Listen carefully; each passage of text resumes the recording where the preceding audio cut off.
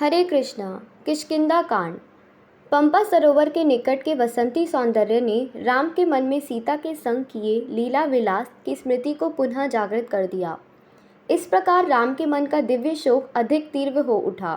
वे निरंतर सीता का चिंतन करते एवं विस्मित होते कि क्या सीता उनके बिना जीवित रह सकती है। राम अत्यंत मम्र भेदी विलाप करते, हे लक्ष्मण, चैत्र मास आरंभ हो गया है एवं इस सरोवर का गहरा नीला जल अत्यंत सुंदर लग रहा है। पुष्पों से आच्छादित वृक्ष देदीप्यमान हो उठे हैं। उनकी पंखुड़ियां मानो धरती पर बिछे हुए हरे रंगों के सुंदर कालीन पर गिरकर उनका सौंदर्य वर्धन कर रही है। यह ऋतु प्रेम की है, किंतु सीता के बिना यह सब अर्थहीन प्रतीत होता है। उनकी उपस्थिति में जो दृश्य आनंद प्रदान करते थे वे अब मुझे पीड़ा प्रदान कर रहे हैं। कोयल के स्वर मुझे सीता की मधुर वाणी का स्मरण करवाते हैं। लहरों के शिखर पर झूलते हुए गुलाबी कमलों पुष्पों को देखकर मैं सीता के सुंदर नेत्रों के विषय में सोचने लगता हूँ। यह मंद मंद बहने वाली सुगंधित वायु मुझे सीता की सुगंधित श्वास का स्मरण करवाती है। हे लक्ष्मण, निष्ठुर वसंत ऋतु का यह पीड़ा असहनीय है, क्योंकि सीता के बिना अब मुझसे जीवित नहीं रहा जाता। तुम्हें अयोध्या लौटकर भरत की सेवा में लग जाना चाहिए और मैं यहीं रहकर अपने प्राण त्याग दूंगा। लक्ष्मण ने राम के मन में आशा का संचार करने का प्रयास करते हुए कहा, भ्राताश्री, ऐसा न सोचे कि सीता अब जीवित नहीं है। रावण स्वर्ग में हो अथवा पृथ्वी पर, सागर में हो या अधोलोक में, हम उसके खोजकर अपना क्रोध शांत करेंगे। आप व्यर्थ की उदासीनता को छोड़कर सीता की खोज में अपना ध्यान केंद्रित करें। गंभीर पूर्वक प्रयत्न करने से ही हम सफलता प्राप्त होगी, ना कि केवल विलाप करने से। इस प्रकार से लक्ष्मण द्वारा समझाए जाने के पश्चात राम शांत हुए। वार्तालाप करते हुए वे ऋषि मूर्वक पर्वत के निकट पहुँचे। कुछ दूरी पर सुग्रीव ने राम एवं लक्ष्मण को उस ओर आते देखा। उन्हें वाली का सहयोगी समझकर सुग्रीव भयभीत हो उठा। तब वह अपने साथियों के साथ मदंग ऋषि के आश्रम में शीघ्र जाकर छुप गया। वह स्थान ऋषि की दिव्य शक्ति द्वारा सुरक्षित थी। इस प्रकार की सुरक्षा होने पर भी सुग्रीव इतना व्याकुल और भयभीत था कि वह निरंतर एक से दूसरे पर्वत शिखर पर भटक रहा था। वह क्षण मात्र के लिए भी शांत नहीं बैठ पा रहा था। अपने स्वामी को इस प्रकार विचलित देखकर हनुमान ने कहा, आपको मन में वाली का भय त्याग देना चाहिए। अस्थिर चित्त वाले वानर होने के कारण आप शीघ्र ही कोई निष्कर्ष निकाल लेते हैं, तो निश्चय ही सावधानी पूर्वक विचार करने पर त्यागना होगा। सुग्रीव ने उत्तर दिया, ये वाली के दूत हो या ना हो, इन्हें देखकर भय लगता है। वस्तुत ये दोनों योद्धा जो धनुष और तलवार लिए हुए हैं, देवताओं का प्रमुख व्यतीत होता है। इसमें कोई संदेह नहीं है कि वाली द्रुत है और इनके अनेक मित्र हैं। अतएव मैं चाहता हूँ कि तुम जाकर उनके आने का कारण पता करो। उनकी वैक शैली और उनके भावों का सावधानी पूर्वक परखना। यह पता करना कि वे कौन है और क्या चाहते हैं। यदि तुम उनके समक्ष किसी प्रयोजन से मेरा गुणगान करोगे तब यह पता कर सकोगे कि वह मित्र है या शत्रु है। चूँकि हनुमान का मन भी वानरों की भांति शकालू था, अतः उन्होंने अपने वास्तविक रूप छुपा लिया और एक भिक्षुक के रूप में वह राम एवं लक्ष्मण के समक्ष प्रकट हुए। तब दंडवत प्रणाम करने के बाद हनुमान ने कहा, हे महान योद्धा, कृपया बताएं कि आप जो इतने उन्नत व्यक्तित्व वाले हैं, इस निर्जन वन में कैसे आए। आपकी ऐसी सुगठित शक्तिशाली देह को देखकर लगता है कि आप योद्धा हैं, यद्यपि आपके वस्त्र योगियों जैसे हैं। मेरा नाम हनुमान है और मैं सुग्रीव का मंत्री हूँ। सुग्रीव का उनके अग्रज है जिनका नाम वाली है। राज्य से निष्कृत कर दिया है। मैं पवन पुत्र हूँ और अपनी इच्छा अनुसार कहीं भी जा सकता हूँ और कोई भी रूप धारण कर सकता हूँ। सुग्रीव ने मुझे यह मित्रता का संबंध संपत्तित करा तथा आपके स्वागत करने के लिए भेजा है। तब राम ने लक्ष्मण से कहा, यह हनुमान वानरों के भद्र राजा सुग्रीव का मंत्री है, जिसकी हम खोज करते रहे हैं। यह बड़ा ही विनीत प्रतीत होता है तथा काव्य व्यक्तित्व बात करता है। इसकी आंखों में, प्रयोजन में और हाव भाव में किसी प्रकार का छल कपट दिखाई नहीं देता। इसमें गंभीरता, विश्वास और पराक्रम है। उसी प्रकार इसकी वाणी में हृदय, स्वर एवं बुद्धि की परिकिव सामान्यता प्रदर्शित होती है। एक शत्रु भी इसकी बातों पर आकर्षित हो जाएगा। हे लक्ष्मण, कृपया वह सारी दुर्घटना हनुमान को बता दो जिसके कारण हमें यहाँ आना पड़ा है। लक्ष्मण ने हनुमान से कहा, यह हमारा सौभाग्य है कि हम आपसे मिले हैं। हम सुग्रीव की खोज में हैं और उनकी मित्रता स्थापित करने के लिए उत्सुक हैं। ये महाराज दशरथ के पुत्र राम हैं और मैं इनका अनुज हूँ। मेरा नाम लक्ष्मण है। मेरे पिता की इच्छा थी कि राजा सिंहासन राम को मिले, किंतु राजनीतिक परतंत्र के कारण राम को वनवास दे दिया गया। हाल ही राम की पत्नी सीता को राक्षस का राजा रावण ले गया। दुख से व्याकुल होकर हम वन में सीता की खोज कर रहे हैं। इधर उधर विचरण करते हुए हमारा सामना कबंध नाम के एक राक्षस से हुआ। कबंध का वध करके हमने उसे भयंकर शाप से मुक्त कर दिया। फलस्वरूप स्वर्ग जाते समय उसने हमें सुग्रीव के मित्रता का करने का सुझाव दिया। इस समय हमारे यहाँ आने का यही कारण है। तुम्हारे एवं तुम्हारे भद्र राजा के हित में जो भी करना आवश्यक होगा, हम उसके लिए सहमत हैं। हनुमान ने अपनी दशा का वर्णन करते हुए लक्ष्मण का स्वर और अश्रुपूर्ण नेत्र उनकी आंतरिक दुख का प्रकट कर रहे थे। यह देखकर हनुमान ने बताया, आपकी ही तरह सुग्रीव भी अपने राज्य एवं अपनी पत्नी से वंचित हैं। मुझे विश्वास है कि वह उनके एवं अनुचर सीता को खोजने में आपका कार्य ही अवश्य ही आपकी सहायता करेंगे। कृपया आप सुग्रीव से भेंट करने हेतु मेरे साथ चलें, क्योंकि वह आपके यहाँ पर जाने का कारण जानने के लिए अति उत्सुक हैं। ऐसा कहकर हनुमान के विशाल वानर का अपना वास्तविक रूप धारण कर लिया। तब उन्होंने राम एवं लक्ष्मण को अपने कंधे पर बिठा लिया और वैष्णवपूर्वक पर्वत के ऊपर जा चले। वहां पहुंचकर हनुमान पहले सुग्रीव के पास गए और उन्हें राम के मैत्रीपूर्ण उद्देश्य के विषय में सूचित किया। संतुष्ट सुग्रीव एवं भिक्षुक का रूप धारण करके राम एवं लक्ष्मण से मिलने गए। निकट आके सुग्रीव ने मित्र के समान हाथ बढ़ाया। राम ने भी अत्यंत प्रसन्न होकर अपना हाथ बढ़ाया और वानर प्रमुख का आलिंगन किया। तत्पश्चात हनुमान ने राम एवं सुग्रीव की मित्रता का औपचारिक रीति को पूर्ण करने के लिए पवित्र अग्नि प्रज्वलित करी। आदरपूर्व उस अग्नि की परिक्रमा करने के पश्चात राम एवं सुग्रीव के मन में मित्रता का दृढ़ भाव के लिए एक दूसरे की ओर देखा। तब सुग्रीव ने कहा, हे राम, आज से आपके सुख दुख सब मेरे होंगे और उसी प्रकार मेरे सुख दुख आपके होंगे। सुग्रीव ने पुष्पों की लदी हुई एक शाखा राम के बैठने के लिए भूमि पर रखी। ऐसे ही शाखा हनुमान ने लक्ष्मण के लिए रखी। जब सभी बैठ गए तब सुग्रीव ने बताया, हे राम, आपने भाई वाली के कारण मैं निरंतर चिंता में अपना जीवन व्यतीत कर रहा हूँ। जब से वाली के ने बलपूर्व मेरे राज्य और मेरी पत्नी को छीन लिया है, तब से मैं इन वशशाली शरण ली है। तथापि मुझे सदैव इस बात का भय लगता है कि किसी भी समय मेरा अग्रज होकर मुझ पर आक्रमण कर सकता है। मुझे एक पल भी शांति नहीं है।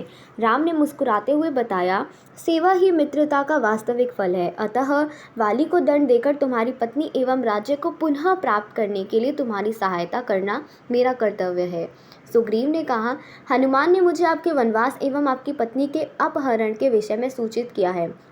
एक मित्र होने के नाते मैं उन्हें खोज कर लाने में आपकी सहायता करने के लिए दृढ़ प्रतिज्ञ हूँ, भले ही मैं स्वर्ग में, पृथ्वी पर या अथवा निम्न लोकों में हूँ। राम, मैंने शक्तिशाली राक्षस रावण को सीता का अपहरण करके ले जाते हुए देखा है। वे हे राम ऐसे कह रही थी। उन्होंने मुझे व मेरे साथियों को पर्वत शिखर पर बैठे हुए देखकर अपनी चादर और कुछ आभूषण नीचे फेंक दिए थे, जिसे हमने उठा लिया है। राम उन वस्तुओं को देखने के लिए उत्सुक हो उठे और उन्होंने सुग्रीव से उन सभी वस्तुओं को लाने के लिए कहा। तब सुग्रीव ने उन्हें गुफा में बिठाकर राम के समक्ष लाकर रख दिया। उन वस्त्रों एवं आभूषणों को देखते ही राम ने पहचान लिया और वह शोक से कहने लगे, हे प्रिय, मेरी प्रिय। उनकी आंखों में अश्रुधारा फूट पड़ी और वे करुणा विलाप करने लगे तथा अचेत हो गए। चेतना आने पर राम ने कहा, हे लक्ष्मण, ये वस्त्र आभूषण सीता के ही हैं, क्या तुमने पहचाना? लक्ष्मण ने कहा, मैंने सीता को उनके चरणों से ऊपर कभी नहीं देखा, अतः मैं नहीं कह सकता कि ये वस्त्र उनके ही हैं, किंतु मैं उनकी पायल को पहचान लिया है, क्योंकि प्रतिदिन प्रातःकाल मैं उनके चरणों कमलों को प्रणाम किया करता था। तब राम ने रावण के विषय में पूछा और सुग्रीव ने बताया, दुर्भाग्य से मुझे रावण के विषय में कुछ भी पता नहीं चला, किंतु आप धैर्य रखें, उसका पता करके मैं आपको सहायता करूंगा। हे राम, अपनी प्रिय पत्नी के वियोग पर आपको इतना अधिक विलाप नहीं करना चाहिए। मात्र शोक करने से कोई सुखी नहीं हो सकता है। शोक करते रहने से व्यक्ति की शक्ति क्षीण होने लगती है और जीवन संकट में पड़ जाता है। यद्यपि मैं एक मूर्ख वानर हूँ, तो मेरी दिशा भी आपके समान है, किंतु मैं आपकी जितनी शोखा नहीं करता हूँ। सुग्रीव के वचन सुनकर राम कुछ शांत हुए और सुग्रीव का पुनः आलिंगन करके उनके संग बैठ गए। जब सुग्रीव वाली को उपस्थित देखकर उत्पन्न भय की चर्चा करने लगा, तब राम ने कहा, हे सुग्रीव, धैर्य रखो, मैं आज ही वाली का वध कर दूंगा। किंतु इसके पहले मैं ये जानना चाहूँगा कि तुम दोनों भाइयों के मध्य ये शत्रुता कैसे उत्पन्न हुई। सुग्रीव ने कहा, एक सच्चे मित्र के समक्ष ही व्यक्ति अपना दुख प्रकट कर सकता है। ऐसा हुआ है कि मेरे पिता के निधन के पश्चात ज्येष्ठ राजकुमार होने के नाते वाली किष्किंधा का राजा बना और मैं उसकी सेवा में लग गया। इसके पूर्व माया दानव के पुत्र मायादावी ने एक स्त्री के कारण वाली से शत्रुता मोल ली। तत्पश्चात एक रात जब भी वह सो रहे थे, मायावी किष्किंधा आया और युद्ध के लिए वाली को ललकाराने लगा। यद्यपि मैंने उसकी पत्नियों ने उसे रोकने का प्रयास किया, किंतु खुद वाली प्रतियोगी से संघर्ष करने के लिए महल से बाहर निकल पड़ा। मैं भी अपने भाई के पीछे गया और हम देखते ही मायावी दानव भय के कारण प्यालन कर गया। जब हमने उसको पीछे किया तब वह एक गहरी अंधेरी गुफा में घुस गया और सहन झाड़ियों में ढकी हुई थी। वाली ने मुझे उस गुफा में प्रवेश द्वार पर पहरा देने का आज्ञा दिया और मैं स्वयं उस दृष्ट से युद्ध करने के लिए गुफा के अंदर चला गया। इस प्रकार 1 वर्ष बीत गया। मैं उस प्रवेश द्वार पर पहरा देता रहा, किंतु अपने भाई का कोई संकेत मुझे नहीं मिला। अकस्मात मैंने गुफा से झाग सहित रक्तस्राव होते देखा एवं अनेक दैत्यों के स्वर भी सुने, किंतु अपने भाई की आवाज़ नहीं सुनी। मैंने ये निष्कर्ष निकाला कि वाली की हत्या कर दी गई है। तब मैंने प्रवेश द्वार पर एक विशाल पत्थर रखकर उसे बंद कर दिया और अपने मृत भाई की आत्मा की शांति के लिए जल अर्पण किया। किष्किंधा लौटने पर मंत्रियों ने मेरा राज अभिषेक किया और मैं न्यायपूर्वक राज्य करने लगा। कुछ समय बीत जाने पर वाली उस दृष्ट की हत्या करके वापस किष्किंधा लौटा, जिसे देखकर सभी को आश्चर्य हुआ। राज सिंहासन पर मुझे बैठे हुए देखकर मेरा भाई क्रोधित हो उठा और उसने तुरंत ही मंत्रियों को बंदी बना लिया। मैं अपने भाई से लड़ सकता था, किंतु सम्मानवश मैं उन्हें प्रणाम किया। इस आशा में कि वाली शांत हो जाएगा, मैंने राज मुकुट उसके चरणों पर रख दिया, किंतु वाली का क्रोध शांत नहीं हुआ और वह मेरे साथ दुर्व्यवहार करता रहा। तब नगर के प्रसिद्ध नागरिकों को बुलवाकर उसने घोषणा की कि मैंने मायावी दैत्य को मारने के लिए पृथ्वी के अनंत भूगृह में प्रवेश किया था। 1 वर्ष तक ढूंढने के पश्चात वह दैत्य मिला।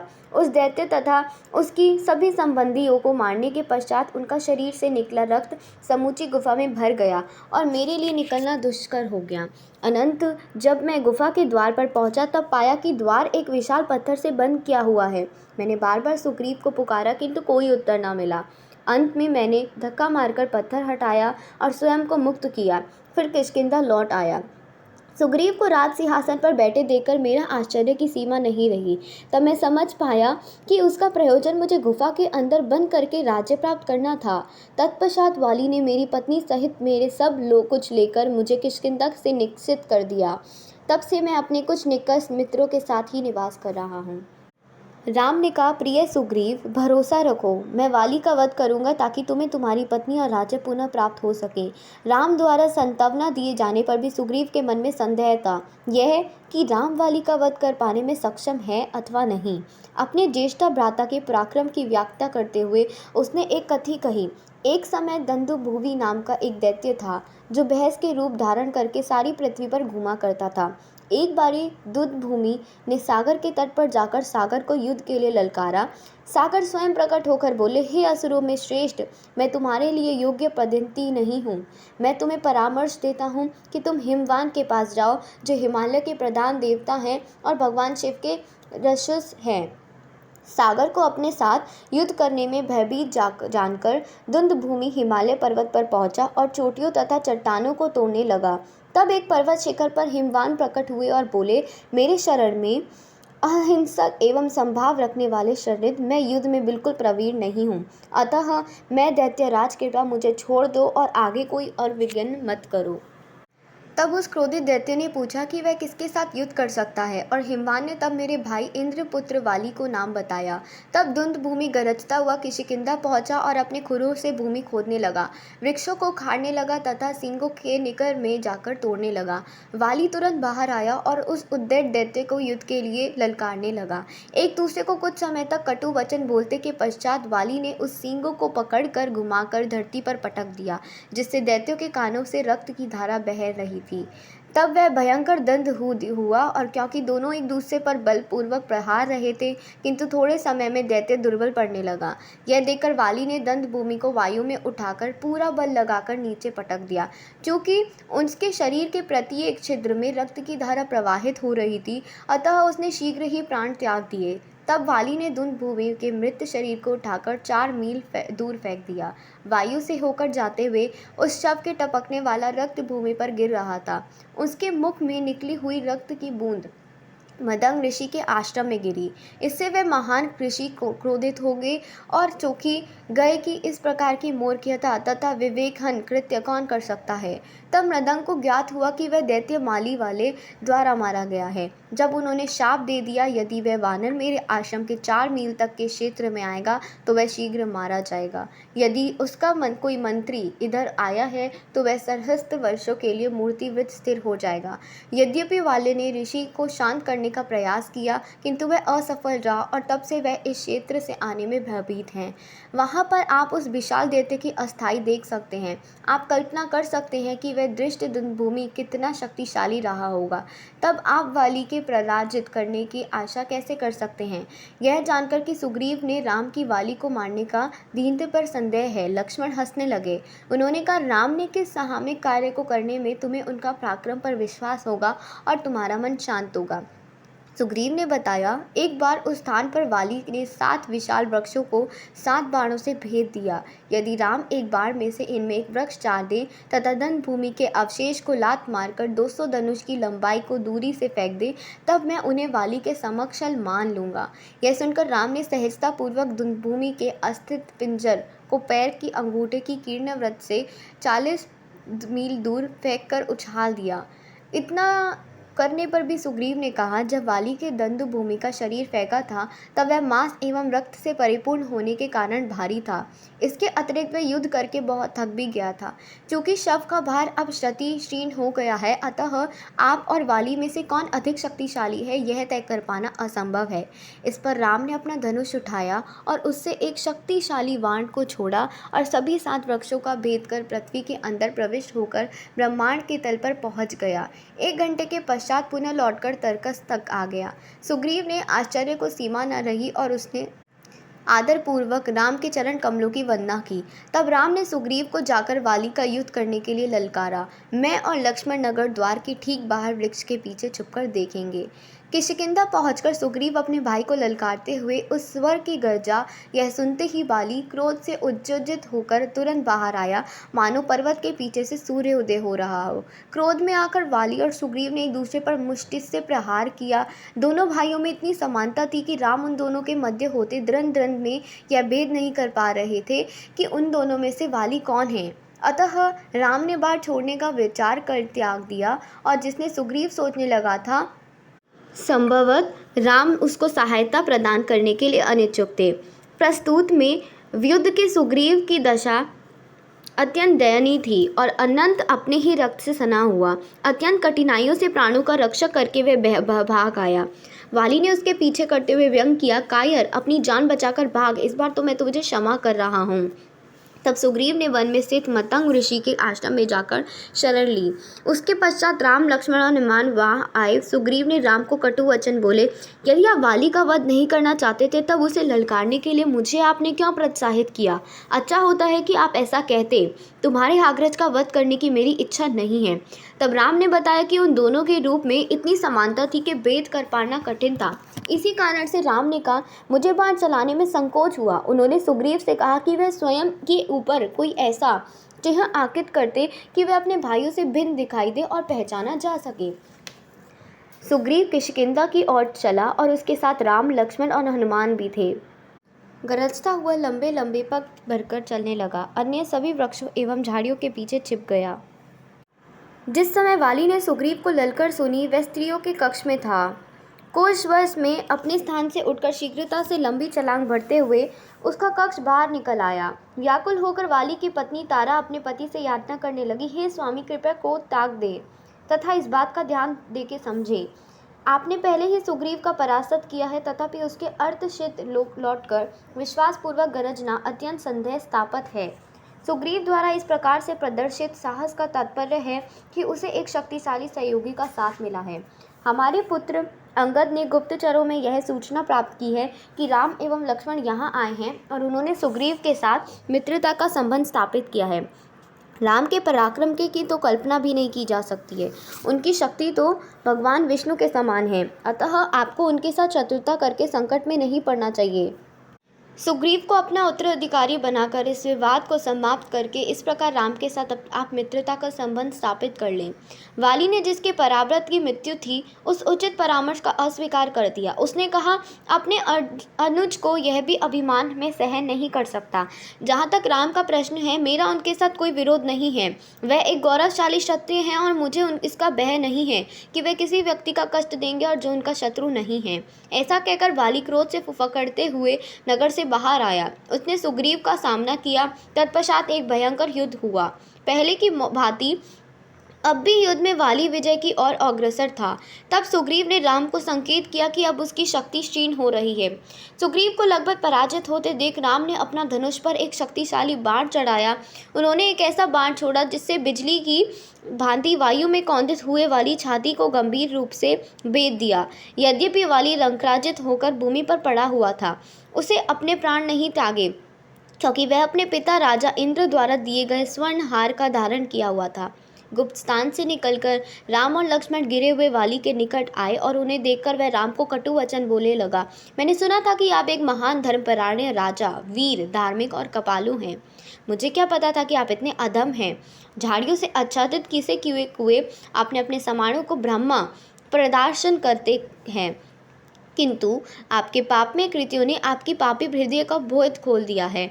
मैंने सुग्रीव के साथ इस विश्वास के साथ युद्ध किया था कि आप मेरे ऊपर आक्रमण नहीं करेंगे। स्वयं को एक क्षत्रिय तथा वीर मानने वाला एक ऐसा व्यक्ति का वध कैसे कर सकता है जो किसी अन्य व्यक्ति के साथ युद्धरत हो तथा जिसके साथ उसका कोई शत्रुता न हो। मैंने आपको कभी भी कोई क्षति नहीं पहुंचाई है और ना कभी आपका अपमान किया है।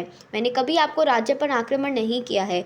अनुचित रीति से मुझ पर प्रहार करके अनंत आपको क्या प्राप्त हुआ है? अपने इस कृत्य को धर्मपरायण व्यक्तियों के समक्ष आप कैसे न्यौत्साहित कर सकते हैं? यदि आप अपने नीति के अनुसार युद्ध किया होता तब यहाँ मेरे स्थान पर आप होते। आपने मुझे पीछे से बाण मारा है, जैसे कि सोए हुए व्यक्ति पर सप्र प्रहार करता है। मैं आपसे इस लज्जाजनक कृत्य का उचित कारण जानना चाहता हूँ। राम ने कहा, तुम्हारे दोष परण से ऐसा लगता है कि तुम वास्तव में एक प्रामाणिक नीति विद्या के अनभिज्ञ हो। वानर की जाति की प्रकृति से अपने अनियंत्रित मन के कारण चंचल होती है। चूँकि तुम स्वयं एक वानर हो तथा तुम्हारे परामर्शदर्शित भी वानर हैं, अतः तुम धर्म को समझने नहीं सकते हो। यह संपूर्ण पृथ्वी अपने पर्वतों, वनों एवं नदियों सहित इक्ष्वाकु वंश के शासन के अधीन है। सभी व्यक्तियाँ एवं प्राणियों पर इच्छा वंशों का राजा का अधिकार है। वह अपनी इच्छा से किसी को दंड दे सकता है अथवा प्रसन्न होकर किसी को पुरस्कृत कर सकते हैं। तुमने ही पाप और लोभ के वशीभूत होकर घृणित कार्य किया है। तुमने अपने अनुज की पत्नी रूमा को लेकर अपनी पति के समान उसका उपयोग किया है।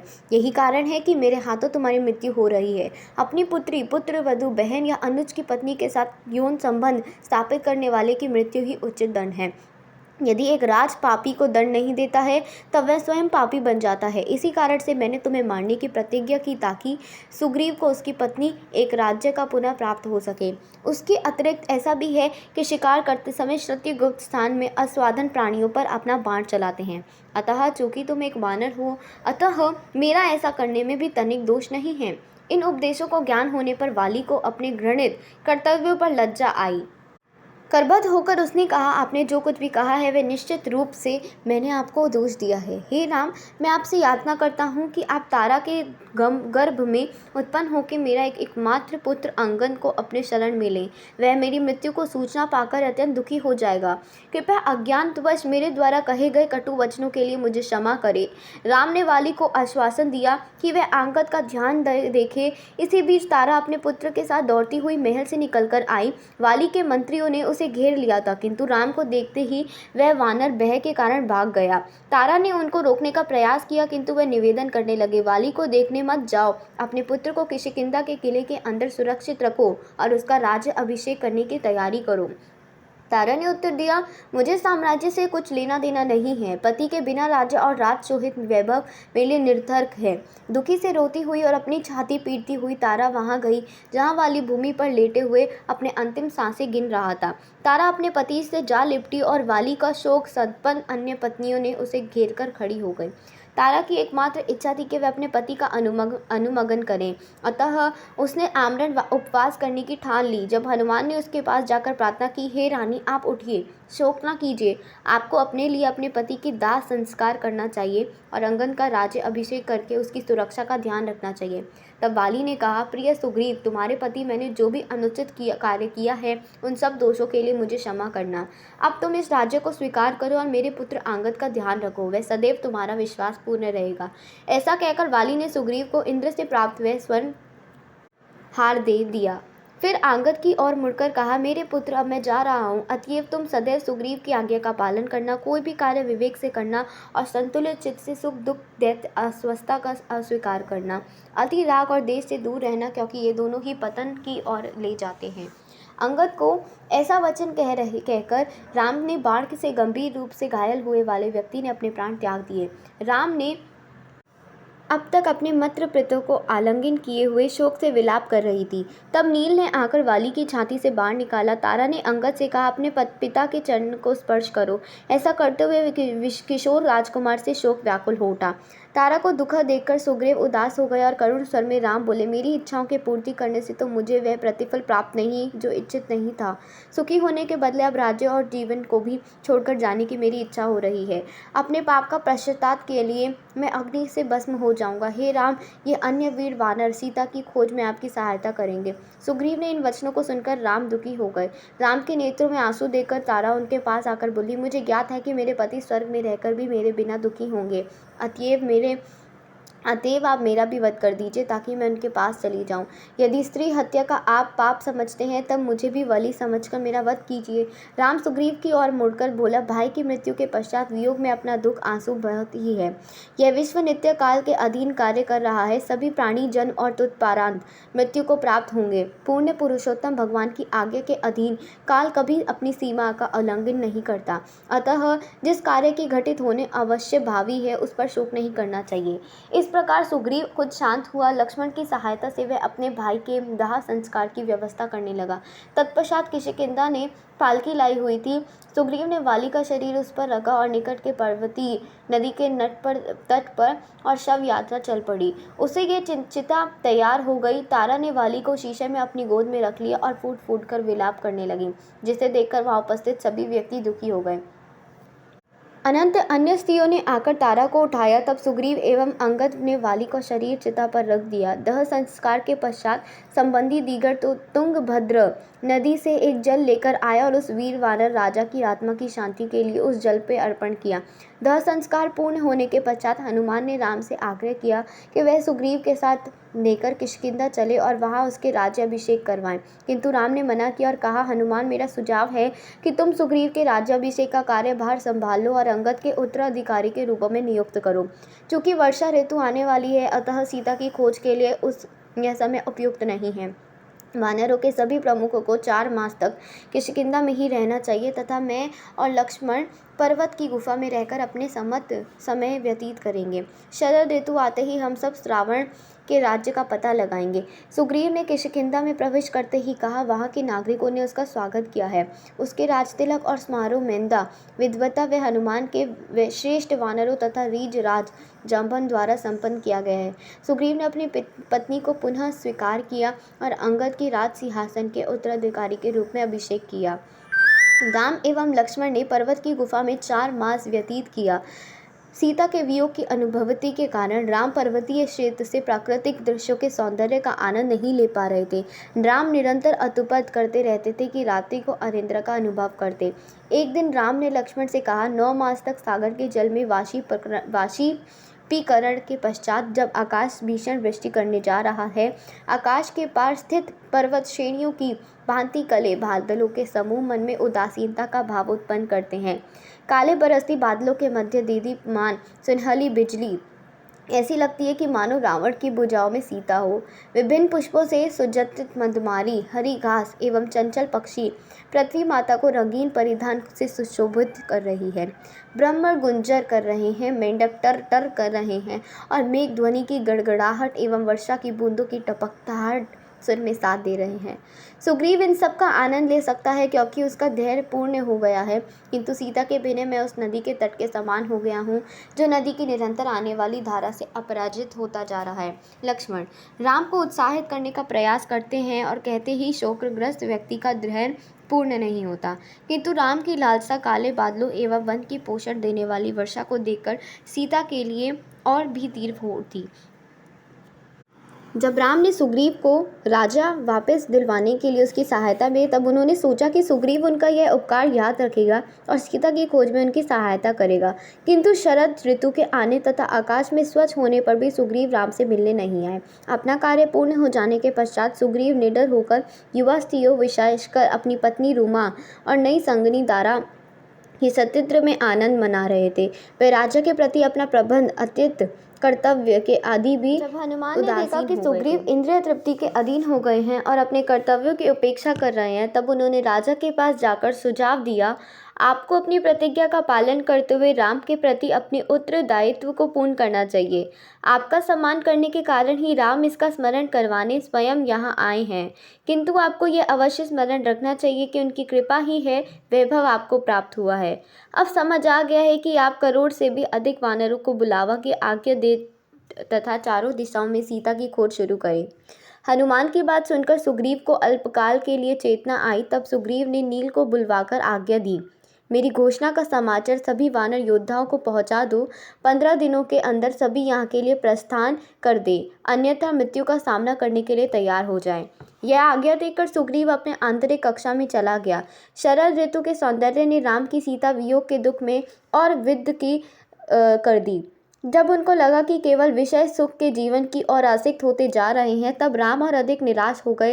राम को दुख देखकर लक्ष्मण भी उदास हो गए और उन्हें प्रसन्न रखने का भरसक प्रयास करने लगे। एक दिन राम ने निश्चित किया कि अब शरद ऋतु आ गई है, भूमि सूखी गई है और सख्त हो गई है तथा वायु में स्फूर्ति और ठंडक आने लगी है। युद्ध की तैयारी के लिए सेना का सूत्रपात करना का उपयुक्त समय है। दुर्भाग्य में से सुग्रीव नहीं आया। ऐसा लगता है कि वे अपने सभी कर्तव्यों की उपेक्षा करके स्त्रियों के सतित्र के आनंद मग्न है।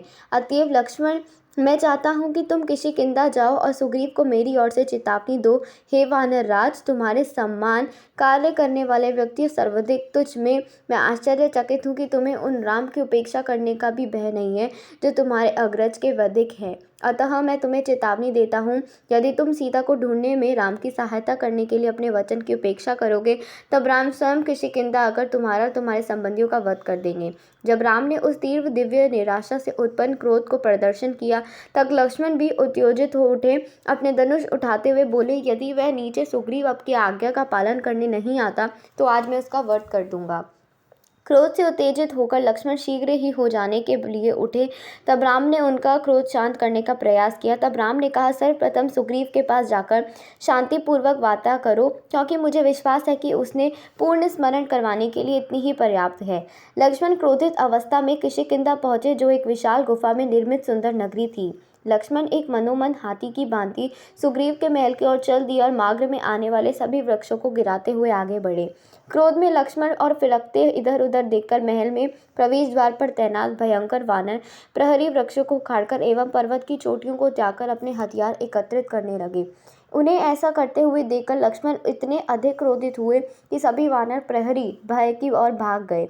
लक्ष्मण के इस प्रकार क्रोधित होकर आने की सूचना सुग्रीव के मंत्रियों ने सुग्रीव कर दी, किंतु तारा के साथ यौन क्रीड़ाओं में मुग्न सुग्रीव ने मंत्रियों की ओर ध्यान नहीं दिया। जब मंत्रियों ने वानरों की युद्ध के लिए तैयारी की आज्ञा की, तब क्रुद्ध लक्ष्मण अंगद से मिलकर बोले कि वह सुग्रीव को जाकर उन्हें आगमन की सूचना दे। तब अंगद ने सुग्रीव के कक्ष में जाकर अपने पिता की अनुज के चरण पकड़े और उसे लक्ष्मण के आने की सूचना दी, किंतु महदोष होकर निद्रा में लेटा सुग्रीव उठ नहीं पाया। जब अनेक वानर सुग्रीव के पास खड़े होकर चिल्लाने लगे, तब जाकर सुग्रीव उठा। लक्ष्मण के भय से सुग्रीव को अपनी भूल का अभ्यास हुआ। जब सुग्रीव ने अपने लाल नेत्र खोले, तब मंत्रियों ने उसे बताया कि लक्ष्मण लक्ष्मण महल के द्वार पर आपकी प्रतीक्षा कर रहे हैं, अत्यंत क्रोधित हैं। हमें आपसे प्रार्थना करते हैं कि आप तुरंत बाहर जाएं, उनके अभिवादन करें तथा अस्मरण करें, इससे उनका क्रोध शांत हो जाएगा। अनंतर परिस्थितियों की गंभीरता का अनुमान लगाकर सुग्रीव शीघ्र उठाकर बैठा और सोचने लगा कि लक्ष्मण उसके ऊपर क्यों क्रोधित होंगे। तब हनुमान ने सुग्रीव को स्मरण करवाया, हे राजन, इंद्रिय तृप्ति में मग्न होने के कारण आपको अधिक समय व्यतीत होने का अभ्यास नहीं रहा। शरद ऋतु कब आ चुकी है, तथापि राम को सीता की खोज में सहायता करने की प्रतिज्ञा की आपने अवहेलना की है। आपको स्मरण करवाने के लिए लक्ष्मण यहाँ आए हैं। आप विनय पूर्वक उनके पास जाएं और किसी भी प्रकार से उन्हें सांत्वना दें। सुग्रीव की आज्ञा पर अंगद लक्ष्मण के साथ लेकर महल में आए। सभी वानरों जो पहले हथियार लिए हुए थे, अब हाथ जोड़कर लक्ष्मण की अभिवादन करने के लिए खड़े होते हैं। जब लक्ष्मण सुग्रीव के महल के भीतरी कक्ष में पहुंचता है, तब उन्होंने वहां यंत्रों के साथ गाती हुई स्त्रियों के स्वर सुने, जिसमें आभूषण की गिनगिनाहट भी सम्मिलित थी। किसी अन्य की पत्नी संतृप्ति को त्याग देने की प्रतिज्ञा के कारण वस्तुतः लक्ष्मण को भी वहां की सुंदर एवं युवा स्त्रियों को देखकर संकोच हुआ। अतः लक्ष्मण ने भीतर प्रवेश नहीं किया और बाहर से ही अपनी शक्तिशाली धनुष की टंकार द्वारा अपने आगमन की घोषणा की। वह शब्द सुनकर सुग्रीव कांप उठा और उसने तारा से कहा, मैं समझ नहीं पाता कि लक्ष्मण क्यों क्रोधित है। मैं सोचता हूँ कि उन्हें शांत करने के लिए पहले तुम्हारा जाना ही उचित रहेगा। अपने नेत्रों में उन्माद लिए हुए शिथिल वस्त्रों सहित तारा लक्ष्मण के समक्ष आई। लक्ष्मण को क्रोध कुछ शांत हुआ और वह सम्मान के विनय पूर्वक तारा के चरणों की ओर देखने लगे। तारा ने पूछा, हे राजकुमार, आप सुग्रीव पर इतने क्रोधित क्यों हैं? लक्ष्मण ने उत्तेजित होकर उत्तर दिया, तुम्हारे पति ने राम के प्रति अपने कर्तव्य की उपेक्षा की है और अपना समय महल के भीतर स्त्रियों के साथ आमोद प्रमोद में व्यतीत किया है। तब तारा ने लक्ष्मण से विनती की कि आप सुग्रीव को क्षमा करें, क्योंकि काम के प्रभाव से उसकी बुद्धि का नाश हो गया है। जब महानतम ऋषियों को भी इंद्रिय तृप्ति का कभी कभी लालसा हो जाती थी, तब अस्थिर मन वाले वानरों का क्या कहना। कृपया आप ऐसे ना सोचें कि सुग्रीव ने राम के प्रति अपने कर्तव्य की उपेक्षा की है। उसने पहले ही लाखों वानरों को यहाँ आने का बुलावा भेजा है ताकि वह सीता की खोज आरंभ कर सके। कृपया आप स्वयं आकर सुग्रीव से बात कर लें। लक्ष्मण ने महल के भीतरी कक्ष में प्रवेश किया। वहाँ के विस्मयकारी वैभव एवं सुंदर स्त्रियों ने समुदाय को देखकर वे पुनः क्रोधित होते हैं। सुग्रीव रूमा का आलिंगन किए हुए एक शाखा पे बैठा था, किंतु लक्ष्मण को प्रवेश करते देखकर वह शीघ्र ही उठकर वहां से उपस्थित सभी स्त्रियों के भांति करबद्ध हो खड़ा हो गया। लक्ष्मण ने सुग्रीव के बर्तस्तना करने लगे, तुमने केवल मिथ्या प्रतिज्ञा की है और यह प्रमाणित कर दिया है कि एक मित्र के रूप में तुम विश्वास के योग्य नहीं हो। अतः तुम महामदम हो, जो एक सच्चे मित्र से सहायता लेकर सेवा द्वारा उस क्षण में हो नहीं चुकाता है, वह दुष्ट मर जाता है तथा वध योग्य होता है। एक बार ऐसा कृत्यघन व्यक्ति को देखकर ब्रह्मा ने कहा था, गो हत्या करने वालों के लिए, मदपान करने वालों के लिए, चोर और धार्मिक प्रतिज्ञा का उल्लंघन करने वालों के लिए पश्चातित का विधान है, किंतु कृत्यघन के लिए किसी भी प्रकार की पारदर्शिता का प्रावधान नहीं है। सुग्रीव, मैं तुम्हें चेतावना देता हूँ, यदि तुम तत्काल ही राम की सहायता का कार्य आरंभ नहीं करते, तो आज ही तुम्हें यमराज के निवास पर अपने भाइयों वाली से भेंट करोगे। तारा कहने लगी, हे लक्ष्मण, सुग्रीव ने ना तो असत्य कहा है और ना ही वह निष्ठुर है। उसने राम के उपकार को भी नहीं बुलाया है। उसकी त्रुटि यही है कि इंद्रिय तृप्ति में निमग्न होने के कारण उस समय के महत्व का अभ्यास नहीं रहा। हमने सुना है कि रावण के निर्वस्त्र लंका में 1,00,000 करोड़ से भी अधिक राक्षस हैं। चूंकि उन राक्षसों का वध किया बिना रावण का विनाश संभव नहीं है, अतः सुग्रीव ने सभी दिशाओं से असंख्य वानर योद्धाओं को बुलावा भेजा है। चूंकि वह उन चारों वानरों की प्रतीक्षा में है, अतएव उसने अभी कार्य आरंभ नहीं किया है तथा ना ही वह राम से भेंट करने गया। सुग्रीव ने 15 दिनों के समय सीमा निश्चित की है। आज ही के दिन सहस्त्रों वानर, भालू एवं लंगूर किष्किंधा पहुंचने वाले हैं। यह सुनते ही लक्ष्मण का क्रोध शांत हो गया। सुग्रीव ने अपनी माला की ओर एक रखते हुए कहा, राम ने मेरे लिए जो कुछ किया है उस उपकार के लिए मैं सदैव त्रुटि रहूंगा। वे मेरे स्वामी हैं, मेरे भगवान हैं। वे जहाँ भी जाएंगे मैं उनका अनुसरण करूंगा और जो आज्ञा देंगे उसका पालन करूंगा।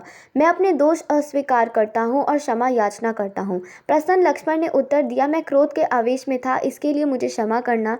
मेरे अनुसार इस समय ही राम से तुम्हारा भेंट करना उचित रहेगा। तुम्हारी निष्पक्षता देखकर उनको उत्साह का वर्धन होगा। तब सुग्रीव ने हनुमान की आज्ञा दी, हिमालय, महेंद्र, मंदर और कैलाश पर्वतों से भी सभी वानरों को बुला लो। उन सभी वानरों को सचेत करो जिनका झुकाव इंद्रिय दृष्टि की ओर है और जो आलसी है। उनसे कहो कि 10 दिनों की समय सीमा के भीतर जो इस आज्ञा का अनुशीलन नहीं करेगा उसका वध कर दिया जाएगा। हनुमान ने तुरंत सभी दिशाओं के वानर प्रमुखों को भेज दिया। उसी समय लाखों वानर किष्किंधा आने लगे और सुग्रीव के समक्ष उपस्थित हुए। तत्पश्चात लक्ष्मण ने सुग्रीव से पुनः निवेदन किया कि वह राम से भेंट करने चले। सुग्रीव की पालकी लाई गई जिस पर वह और लक्ष्मण बैठकर असंख्य वानरों सहित राम से मिलने चले। तत्पश्चात लक्ष्मण एवं सुग्रीव राम के समक्ष करबद्ध खड़े हो गए तथा राम ने प्रसन्न होकर वानर सेना की ओर देखा। तब सुग्रीव ने स्वयं को राम के चरण कमलों में पूर्ण स्वरूप समर्पित करते हुए उन्हें दंडवत प्रणाम किया। राम ने कृपा पूर्वक सुग्रीव को उठाकर उनका आलिंगन किया। सुग्रीव को पूर्व असावधानी के प्रति राम में क्रोध का भाव नहीं था। वानर राज का आसन प्रदान करने के पश्चात राम ने सुग्रीव को राजा के कर्तव्यों के विषय में बताया। एक राजा को धर्म, अर्थ एवं काम के लिए उपयुक्त समय की पहचान होनी चाहिए और तथानुसार जीवन के सुख भोगना चाहिए। राजा को वैदिक नियमों का त्याग कर केवल अति भोग के निमग्न नहीं होना चाहिए, अन्यथा वह पतित समझा जाता है। सुग्रीव, अब समय आ गया है कि तुम सीता की खोज के लिए प्रयास प्रारंभ करो और जो तुमने प्रतिज्ञा की है। सुग्रीव ने कहा, हे राम, धैर्य रखिए, मैं तथा यहाँ आए हुए सभी वानर आपकी सहायता करने से इच्छुक हैं। राम ने पुनः सुग्रीव की आलिंगन करने अपनी मित्रता का सुदृढ़ किया। सुग्रीव की आज्ञा के उत्तर में किष्किंधा के आकर एकत्रित होने वाले वानरों के विशाल समूह के कारण समूचा वातावरण धूल धूसरित हो गया। धूल के बादलों में संपूर्ण आकाश आच्छादित हो गया, जिससे सूर्य भी अदृश्य हो गया।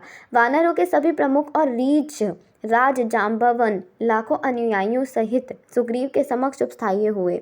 आसपास के वन तथा पर्वतीय क्षेत्र पूर्ण रूप से वानरों भी भर गए। वानरों के विभिन्न दलों की ओर संकेत करते हुए सुग्रीव ने राम से कहा, जैसा उचित समझे वैसा उन्हें आज्ञा दी। राम ने कहा, हमारा प्रथम उद्देश्य रावण के निवास का पता लगाना है तथा निश्चित करना है कि सीता जीवित है या नहीं। प्रिय सुग्रीव, तुम्हें खोज करने वाले दलों की व्यवस्थाएं करनी चाहिए। सीता का पता लगने के पश्चात मैं उन्हें अच्छित आज्ञा दूंगा।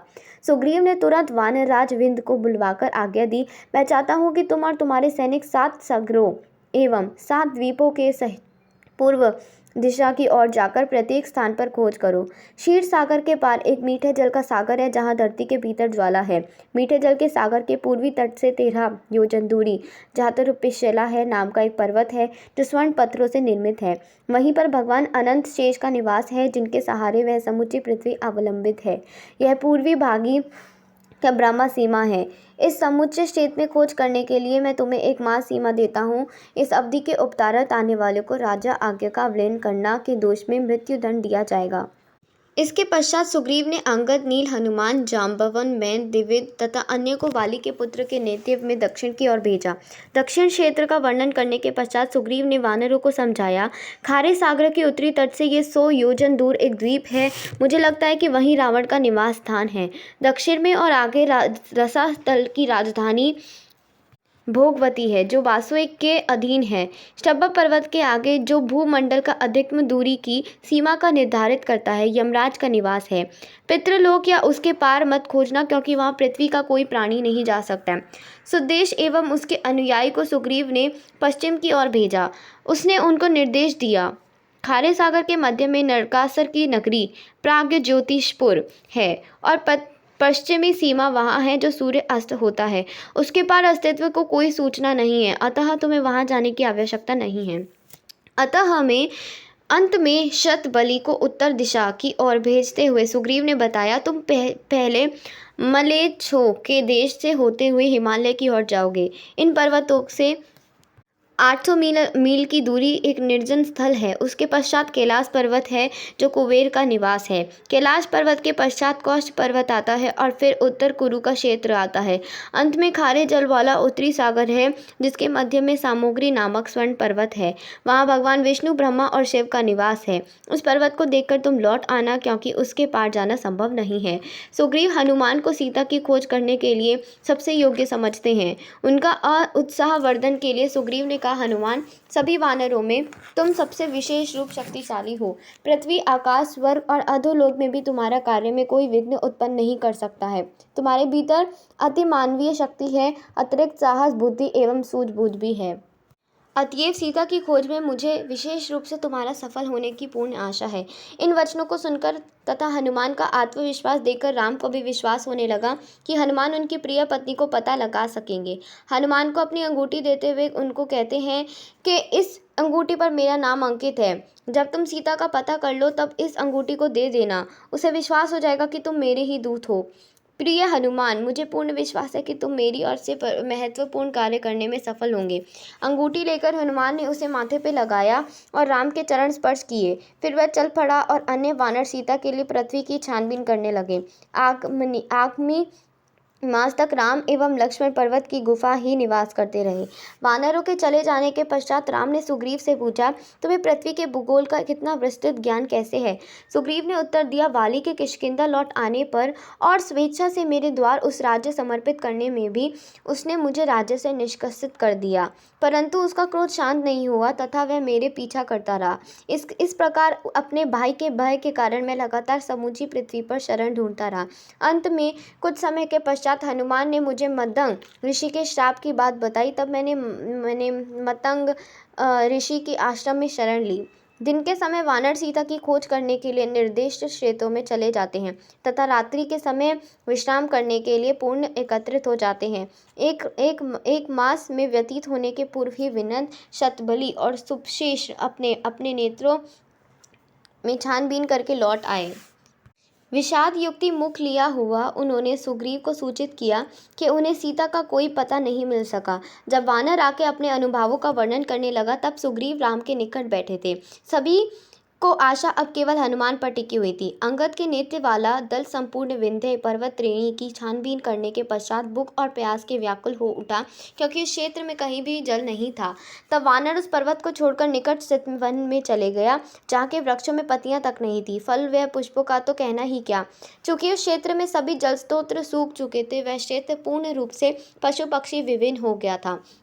किसी समय उस वन में कंदु ऋषि रहा करते थे। दुर्भाग्यवश कंदु ऋषि के पुत्र की 10 वर्ष की अल्पायु में मृत्यु हो गई थी, जिसके कारण ऋषि ने क्रोधवश उन समवेचन वन को मनुष्य एवं पशुओं के निवास हेतु अनुपयुक्त बन जाने का शाप दे दिया। उस निर्जन वन में घूमते हुए वानरों का सामना एक भयंकर राक्षस ने किया। यद्यपि वह दैत्य देवताओं से प्राप्त वरदान के कारण निर्भय था, किंतु अंगद ने उसको रावण समझकर उसका वध कर दिया। किंतु समुच्चय क्षेत्र खोज लेने पर भी अंगद के दल को सीता के विषय में कुछ भी नहीं चल पाया था। वे निराश हो गए। समय शीघ्र ही व्यतीत हो गया। अंगद ने वानरों से विंध्य पर्वत श्रेणी के आसपास सीता को खोजते रहने के लिए कहा, किंतु इस बीच एक मास की नियति अवधि समाप्त होने को थी। भूख और प्यास की संतप्त वानर पेयजल खोजने लगी। तब अंगद और तार ने एक गुफा देखी, जहाँ आर्द्र विस्पर्पी पौधे एवं जल पक्षियों का समूह दिखाई पड़ा। वह जल की आशा में शीघ्र उस गुफा की ओर चल पड़े। वह गुफा अत्यंत गहन और अंधेरी थी। प्रत्येक ने एक दूसरे को हाथ पकड़कर सावधानी पूर्वक उसमें प्रवेश किया। 8 मील एक दूरी पर जाने पर वानरों ने भीतर सदृढ़ प्रकाश देखा और आगे जाने पर उन्होंने सुनहरे वृक्षों की एक वाटिका दिखाई दी। शीघ्र ही वह स्वर्ण महलों, सुंदर जलाशयों एवं उद्यानों के निकट पहुंचे। इस दिव्य वाटिका में वानरी के काली मृग त्वचा धारण किए हुए योगिनी स्त्री को देखा, जिसके मुख पर आध्यात्मिक तेज था। हनुमान उसके पास गए और हाथ जोड़कर बोले, कृपया आप हमें बताएं कि आप कौन हैं और यह गुफा किसकी है? यहाँ सब कुछ स्वर्णिम क्यों प्रतीत हो रहा है? हम सब बहुत थके हुए और प्यासे हैं। हम दीर्घ काल से जल विश्वीन श्रेणियों में विचरण कर रहे हैं।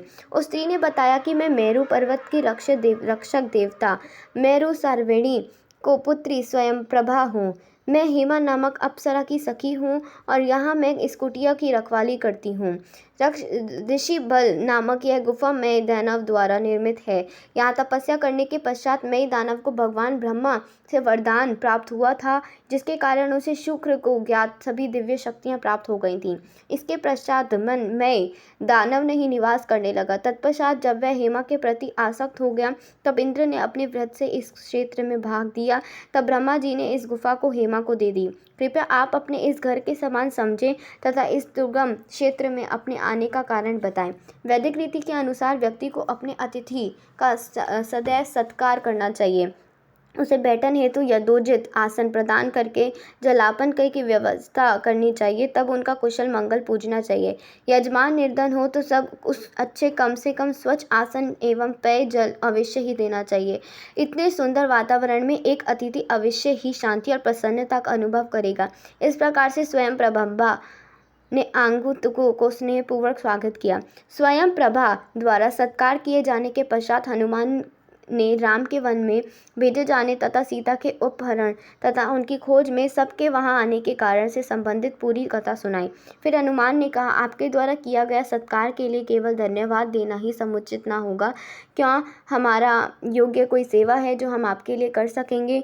स्वयं प्रभा ने बताया, तपस्या में संलग्न होने के कारण मैं किसी अन्य से सेवा स्वीकार नहीं करती। तब हनुमान ने आगे बताया, हमारे स्वामी वनराज सुग्रीव ने हमें सीता की खोज के लिए 1 मास का समय दिया था। वह समय पहले ही बीत चुका है, अतएव हम सभी अत्यंत निराश हैं। क्या आप हमारी सहायता के लिए कोई उपाय कर सकती हैं? स्वयं प्रभा ने बताया, इस गुफा में प्रवेश करने वालों को जीवित अवस्था में बाहर निकल पाना लगभग असंभव है, किंतु मैं अपनी दिव्य शक्तियों के उपयोग से तुम्हारी सहायता करूंगी। किंतु तुम अब सबके अपने नेत्र बंद करने होंगे, क्योंकि खुले नेत्र से कोई भी यहाँ नहीं जा सकता है। उसके पश्चात सभी वानरों ने अपनी आंखें बंद कर ली। अकस्मात उन्हें ऐसा अनुभव हुआ कि वे गुफा के बाहर निकल गए हैं। अंत में जब उन्होंने अपनी आंखें खोली तब पाया कि वह सब गुफा के बाहर हैं। उन्होंने अपने आसपास देखकर हरे भरे वृक्ष को देखा। प्रत्येक रूपों से वसंत का आगमन हो चुका था। वानरों को यह सोचकर निराशा हुई कि इतना समय कैसे व्यतीत हो गया। तब अंगद ने सुझाव दिया, हम सबको यहाँ बैठकर आमरण उपवास कर लेना चाहिए, क्योंकि अब निर्दिष्ट कार्य में असफल होने की त्रुटि के लिए सुग्रीव द्वारा वध किए जाने की अपेक्षा यही उचित उपाय है। वहां एकत्रित सभी वानर इस बात से सहमत हुए कि सीता के विषय में कोई सूचना लिए बिना किष्किंधा लौटने का कोई प्रश्न नहीं है।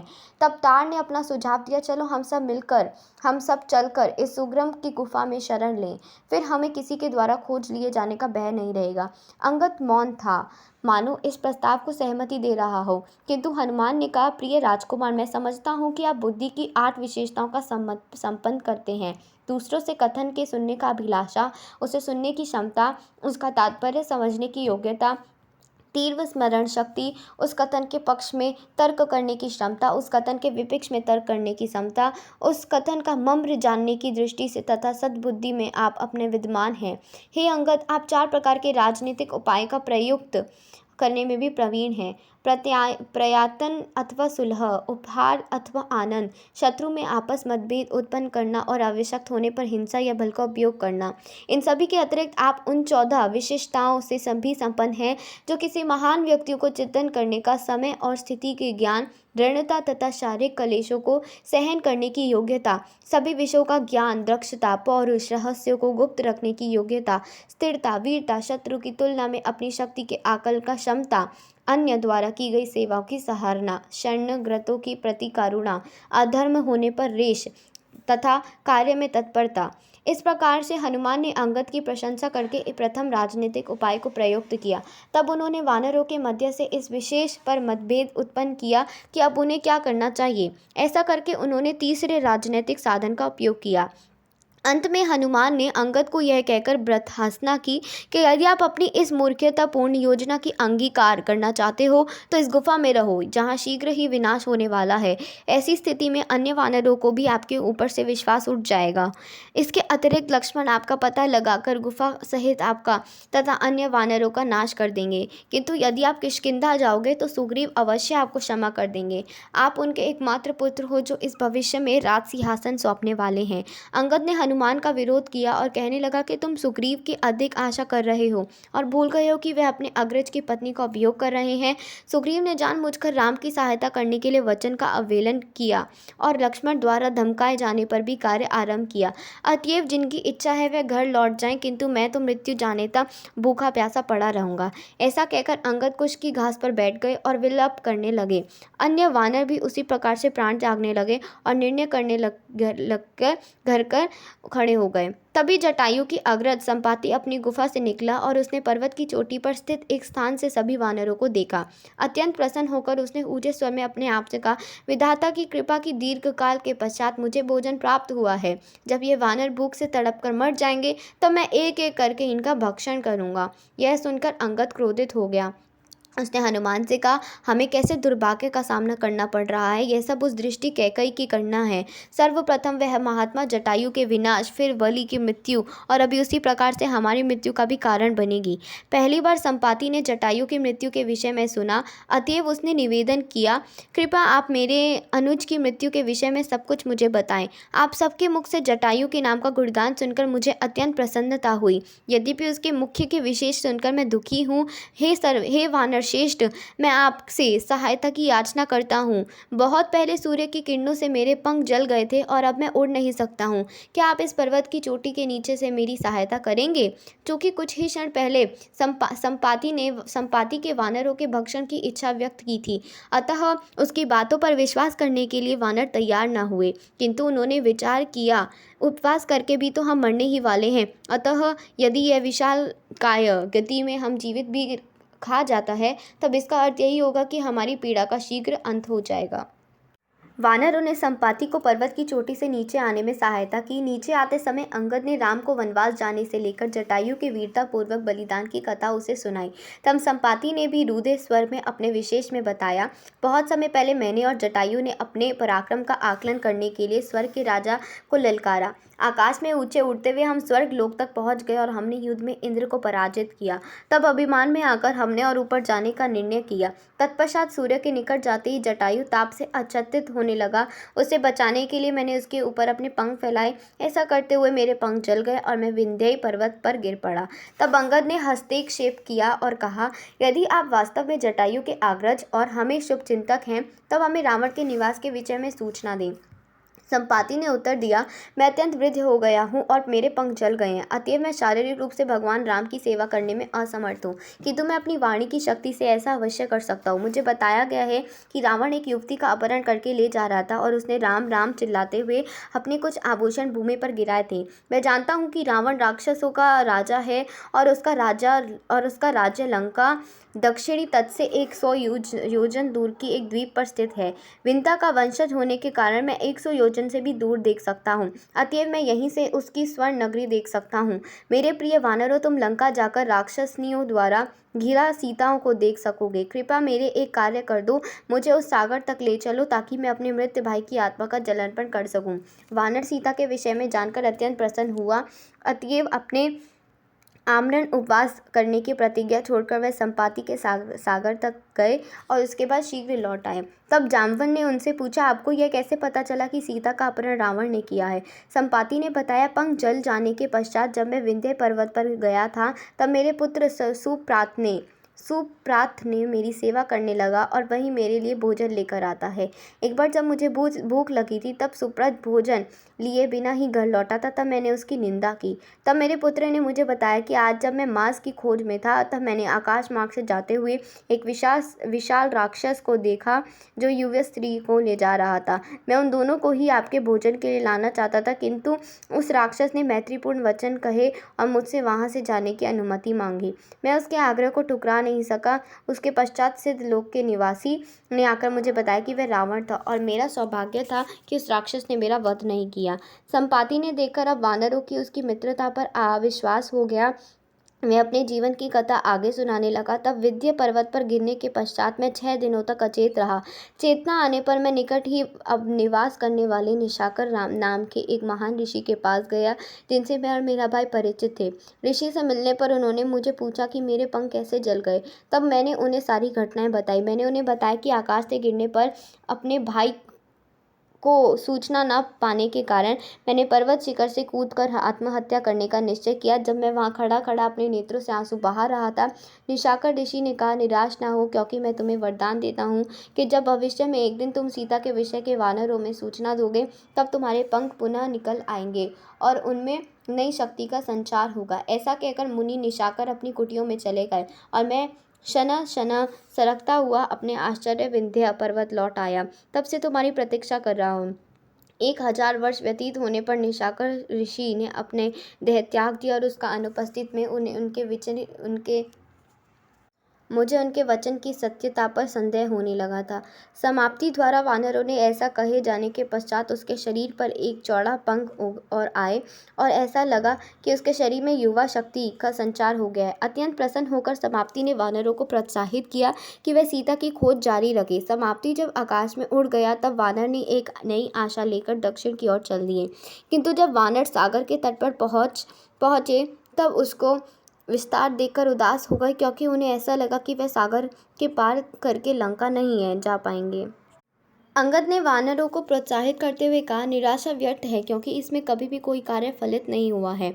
यह विलेश सर्प के समान घातक है। अब जो रावण के चंगुल से सीता को मुक्त करने के लिए 100 योजन की दूरी तक कूद सकता है, वह कृपया आगे आ जाए, ताकि हम सभी को सुग्रीव के क्रोध को मुक्ति मिल सके।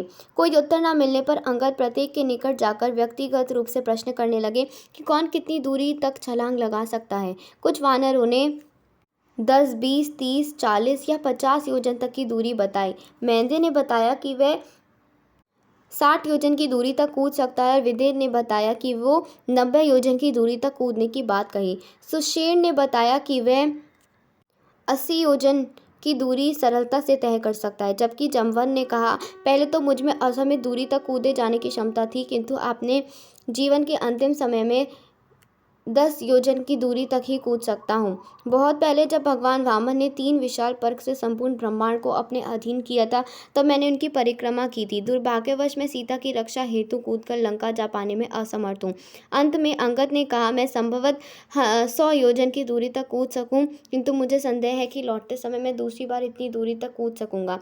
जाम्बवन ने कहा कि मुझे विश्वास है कि तुम अपने पराक्रम 1000 योजन की दूरी तक कूद सकते हो, किंतु तुम इस अभिमान का कर्णधार हो और यह उचित नहीं होगा कि तुम स्वयं ऐसा करो। मेरे राजकुमार, इसीलिए इस कार्य को समर्पण करने का आदेश तुम किसी और को दो। अंगद ने उत्तर दिया, प्रमुख होने का महत्व नगण्य है। यदि मैं स्वयं या अन्य कोई और लंका नहीं जा पाता, तब एक उपाय ही है कि जो हम मृत्यु आने तक भूखे रहें। अंत में हे जाम्बवान, आप ही कोई उपाय सुझाएं जिससे हम सागर पार कर सकें और सुग्रीव के क्रोध से स्वयं कर बचा सकें। तब जाम्बवन ने कहा कि चिंता मत करो, क्योंकि मैं किसी ऐसे व्यक्ति की निवेदन करूंगा जो निश्चय ही इस दुष्कर कार्य को कर पाएगा। हे हनुमान, तुम भगवान विष्णु के वाहन गरुड़ को समतुल्य हो, तुम मौन क्यों हो? कृपया यह प्रसंग सुने जिसमें मैं वानर श्रेष्ठ को गौरव गाथा का वर्णन करता हूँ। बहुत समय पहले पुंजिस्कस्थल नाम की एक किसी श्रेष्ठ अप्सरा को एक ऋषि ने शाप दिया था और इस प्रकार उसका जीवन वानराज कुंजर की पुत्री अनंजना के रूप में हुआ। यौवनावस्था प्राप्त करने पर अनंजना ने अतुल्य सौंदर्य प्राप्त किया और वह अपने अस्वरूप इच्छानुरूप परिवर्तित कर सकती थी। एक बार वानर प्रमुख केसरी के साथ विवाह होने के पश्चात अंजना के मान स्वरूप धारण किया और वह पर्वतों के मध्य घूमने लगी। सुंदर अंजना को देखकर वायुदेव मोहित हो गए और वायु ने वेग से उसे निर्वस्त्र कर दिया। तब वायु ने अंजना की गोल एवं दूसरों को स्पर्श करते हुए दोनों जागे उन्नत स्तन एवं अन्य संयोजित आकर्षणों को देखा। तब यौन वासना से वशीभूत होकर वायु ने बलपूर्वक उनका आलिंगन कर लिया। इस प्रकार से आदर्शित आक्रमणकर्ता को देख पाने के असमर्थ अनंजना चिल्ला उठी, यह कौन है जो मेरे एक ही पति को स्वीकार करने में प्रतिज्ञा को तोड़ना चाहता है? वायुदेव ने उत्तर दिया, मैं वायुदेव हूँ। मैंने शारीरिक रूप से तुम्हारी पवित्रता का भंग नहीं किया है, क्योंकि मैंने मानसिक रूप से तुम्हारे भीतर प्रवेश किया है। मेरी कृपा से तुम्हें एक ऐसा पराक्रमी पुत्र उत्पन्न होगा जो इच्छानुसार अपनी विस्तार करने में मेरा सम्मान होगा। वायुदेव ने वचन सुनकर अंजना प्रसन्न हुई और शीघ्र ही उसने पर्वत के किंद्रा में हनुमान को जन्म दिया। अगले दिन प्रातः काल जब हनुमान ने उगते हुए सूर्य को देखा, तब उसने सूर्य का कोई देदीप्यमान फल समझा। उसे प्राप्त करने की इच्छा से वह 3000 योजन की दूरी तक आकाश में कूदा, किंतु सूर्य ने तेज से वह वापस पृथ्वी पर आ गया। बिना किसी हानि के हनुमान ने पुनः छलांग लगाई, किंतु इस बार उस वानर के हठ को देखकर इंद्र को क्रोध आ गया और उन्होंने अपने ब्रज फेंका। इस प्रकार स्वर्ग के राजा द्वारा चिल्लाया हुआ व्रज के कारण हनुमान पर्वत से जा टकराया और उसकी ठुड्डी का बायां हिस्सा टूट गया। इसी घटना के कारण उसका नाम हनुमान पड़ा, क्योंकि हनुमान का अर्थ होता है वह जिसकी ठुड्डी टूटी हुई हो। अपने पुत्र के प्रति इंद्र को क्रोध को देखकर वायुदेव अप्रसन्न हो उठे और तीनों लोकों में वायु को अवरुद्ध करने लगे। यह देखकर देवता चिंतित हो गए। वे ब्रह्मा सहित वायुदेव के निवास पर पहुंचे ताकि वे उन्हें शांत कर सके। वायुदेव को संतुष्ट करने के लिए भगवान ब्रह्मा ने हनुमान को युद्ध में अजय होने का वरदान दिया। इंद्र को यह देखकर आश्चर्य और प्रसन्नता हुई कि उनके व्रज में बालक हनुमान का प्राणत्य नहीं हुआ। अतएव उन्होंने हनुमान को यह वरदान दिया कि वह अपनी इच्छा से मृत्यु को प्राप्त करेंगे। अंत में जामवन ने कहा कि मुझे लगता है कि हनुमान ही हमारा लक्ष्य पूर्ण करने पाने के योग्य है। वास्तव में इतनी छोटी सी छलांग लगाना मेरे लिए पहली साधारण बात थी। जब भगवान शिविकर्म ने बलि की राज्य लेने के लिए अपने 3 पग का विस्तार किया, तब उनकी परिक्रमा करने के लिए मैं 12 बार विश्व के चारों ओर मंडराया। जब देवता और दैत्य अमृत निकालना चाहते थे, तब मैंने क्षीर सागर में फेंकी हुई जड़ी बूटियों को अकेले ही एकत्रित किया, किंतु अब मैं वृद्ध हो चुका हूँ। अब समय आ गया है कि हनुमान अपने पराक्रम का प्रदर्शन करे। प्रशंसा के इन वचनों को सुनकर हनुमान अत्यंत उत्साहित हो गए। तब वहां उपस्थित सभी वानरों को अनादित करने हेतु हनुमान विशाल रूप धारणा करने के लिए अपना विस्तार करने लगे और स्वयं अपने गुणों का वर्णन करने लगे। मैं बिना रुके और मेरू पर्वत के चारों ओर 1000 बार घूम सकता हूँ और सागर के जल की छींटें उड़ाकर पूरे विश्व को जलवापित कर सकता हूँ। यदि मैं चाहूँ तो आकाश में उड़ते हुए गरुड़ की 1000 बार परिक्रमा कर सकता हूँ और समूची लंका को उखाड़कर दूर ले जा सकता हूँ। हनुमान द्वारा स्वयं को प्रशंसा सुनकर सभी वानर उत्साहित हो उठे, किंतु वही परिस्थिति की गंभीरता सुनते हुए सूचित करते हुए सभी वानरों ने कहा, तुम्हारे लौटने तक हम सभी यहाँ पर एक पैर पर खड़े होंगे। अब हमारा जीवन एक और सीता की खोज पाने की आशा तुम पर निर्भर है। तब हनुमान ने वानरों को बताया कि मैं महेंद्र पर्वत की चोटी से छलांग लगाऊंगा, क्योंकि इसके लिए मुझे पृथ्वी पर जो भी भारी दबाव डालना होगा, उसके सहने की क्षमता केवल इस पर्वत में है। तब हनुमान चल दिए और क्षण भर में वे शक्तिशाली महेंद्र पर्वत पर जा पहुंचे। तो उनके किसी गौरवमयी छलांग से सहायक हो सकता है। हरे कृष्णा।